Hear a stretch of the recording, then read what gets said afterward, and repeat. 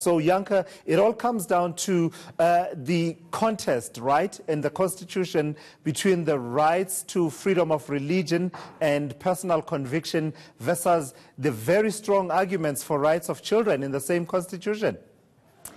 Yes, that's correct. And it's quite a difficult discussion that they had to have in the Constitutional Court, because it does include, as you've mentioned, the rights of children, as well as the right to freedom of religion and a right to say how you raise your children at the end of the day. So you could see that all the people who attended court, it was quite an emotive subject and a sensitive subject that needed to be discussed.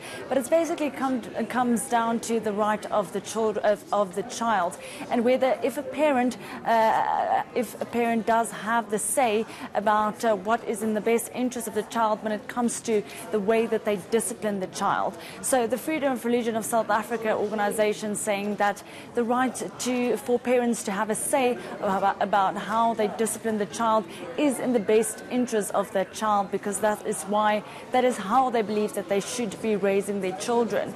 On the other hand, the argument saying that no right should be above that of the child. A child does not have a right, it doesn't have a say in a home where they believe that even if it's reasonable, chastisement is the way to go. They don't always have a say in that.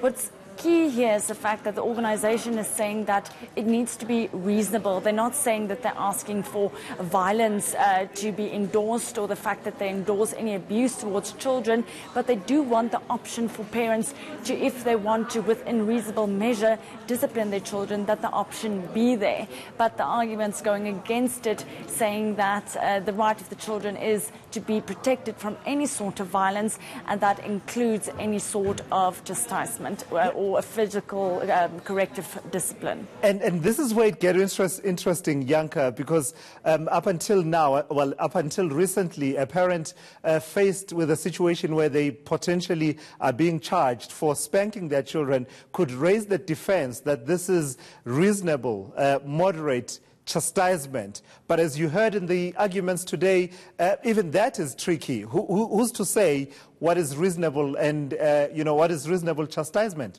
And I think that was one of the challenges that were faced by the counsel for the organisation asking for this leave to appeal, is because some of the justices argued if you do hit a child or if you slap a child, does that mean, or is that common assault?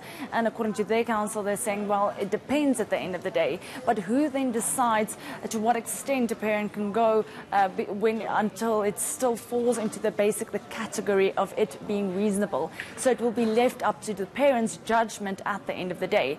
What the group is saying is that most things in society or in a household is left up to the judgment of the parent, and they believe that this right should still be, should continue to be in the hands of the parents. But what is reasonable at the end of the day, and why everyone has kind of a different idea about what is a really bad offence, or what the child does, and what constitutes or what warrants action to be taken against the child in a physical manner. And this was some of the difficult questions that they had to ask, or that the council had to answer. If it's common assault and it depends, then it depends on what? On the judgment of the parents, and how are we going to basically guide that going forward? So who stands on the other side of this argument, Yanka, and what are some of the key arguments that they are raising? By that I mean, you have the Freedom of Religion South Africa on the one end arguing for an overturning of that judgment of the High Court, and therefore continuation of a situation where, parents can be able to spank their children as part of what we would call reasonable chastisement. Who's on the other end of the argument, and what are they arguing?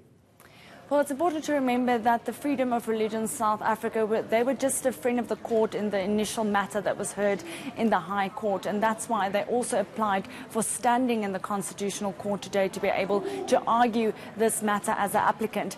This was then the respondents in the case that were arguing against this organisation were a couple of respondents, but the first and second respondent was the Department of Justice as well as the Department of Social Development, and then a number of rights groups coming up, the Peace Centre, the South Gender Justice, also seeing other groups in court like Save the Children SA, that they were not necessarily part of the court action, but all of them standing against this, even if it is moderate or reasonable chastisement.